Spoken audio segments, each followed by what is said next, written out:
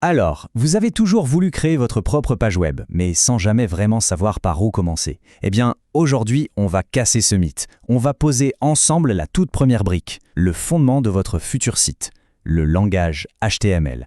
Et vous allez voir, c'est beaucoup plus simple que ça en a l'air.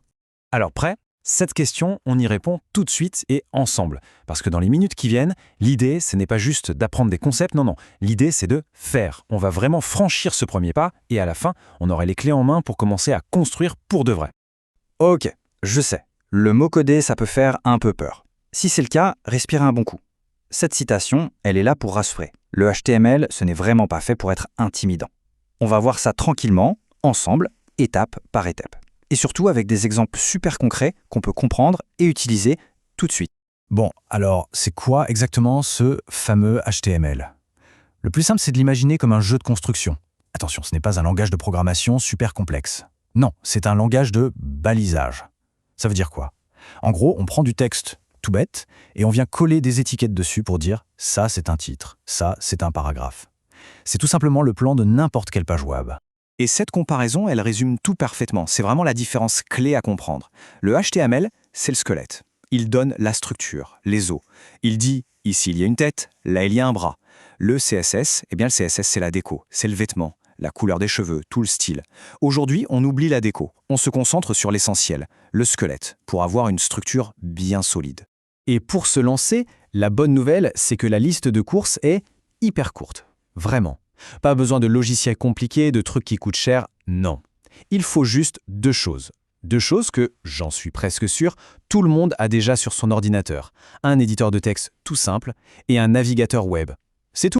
Et voilà nos deux fameux outils. À gauche, on a l'éditeur de texte. C'est notre feuille blanche en quelque sorte. C'est là-dedans qu'on va écrire nos instructions à HTML. Et honnêtement, peu importe lequel, même le plus basique, ça marche. Et à droite, le navigateur. Lui, son boulot, c'est de lire nos instructions et de les transformer, magie, en la page web que tout le monde peut voir.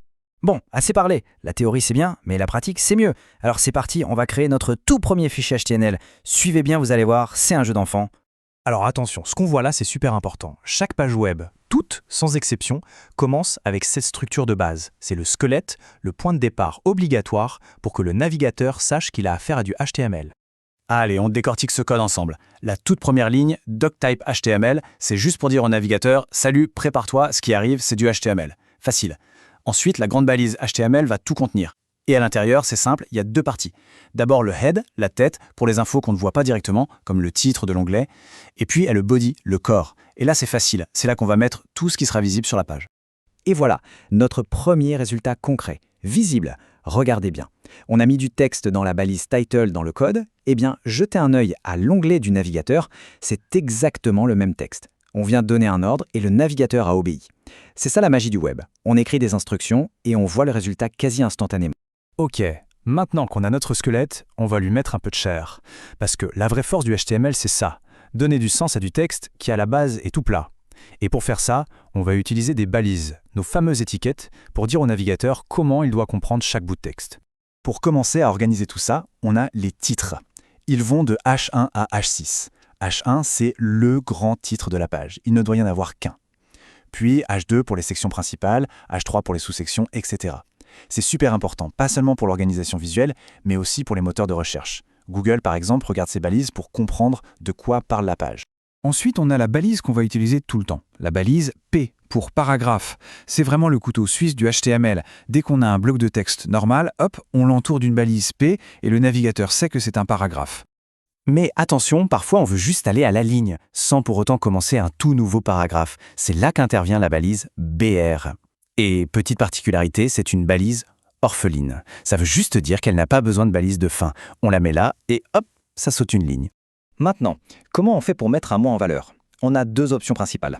La première, c'est EM, pour l'emphase. En général, le navigateur va l'afficher en italique. La deuxième, c'est strong. Ça, c'est pour dire que quelque chose est vraiment important. Et là, le navigateur l'affiche en gras. Mais la nuance est cruciale.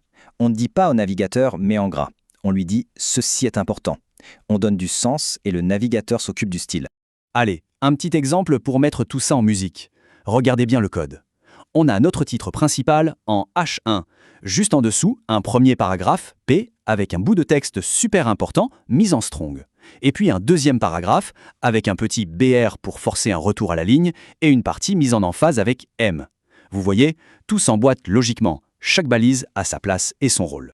Ok, on sait faire des titres, des paragraphes, c'est déjà pas mal. Mais comment on fait pour organiser des idées de manière encore plus propre? Eh bien pour ça, il y a un outil génial, les listes. Pour une simple liste à puces, on va utiliser deux balises qui fonctionnent toujours en duo. La première, c'est UL, pour liste non ordonnée. Imaginez que c'est le conteneur de notre liste.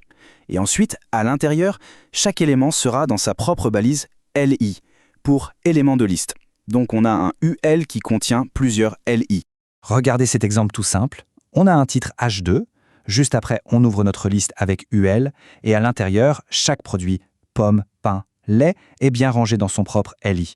C'est simple, c'est propre, et le code veut dire exactement ce qu'on voit. C'est logique.